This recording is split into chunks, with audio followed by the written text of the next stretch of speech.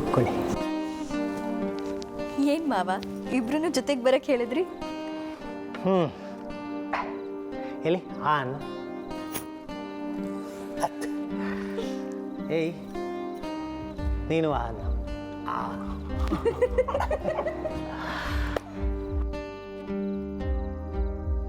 ನಾನು ತೀರ್ಥಯಾತ್ರೆಗೆ ಹೋಗ್ತಾ ಇದ್ದೀನಿ.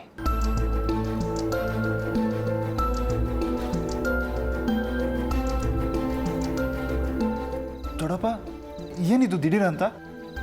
ದಿಢೀರಲ್ವಾ, ತುಂಬ ಹಿಂದೆನೇ ನಿರ್ಧಾರ ಆಗಿತ್ತು, ಕಾಲ ಕೂಡಿ ಬರಲಿಲ್ಲ ಅಷ್ಟೇ.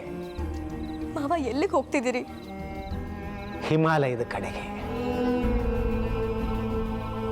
ನನ್ನ ದೊಡ್ಡ ಆಸೆ ಈಡೇರ್ತು. ನಿಮ್ಮಿಬ್ಬರು ಮದುವೆ ನೋಡೋದೇ ನನ್ನ ಕನಸಾಗಿತ್ತು.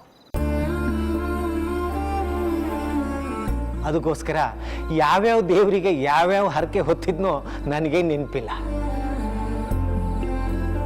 ಈಗ ದೇವ್ರ ಋಣ ಬಾಕಿ ಉಳಿಸ್ಕೊಳ್ಳೋ ಹಾಗಿಲ್ಲ.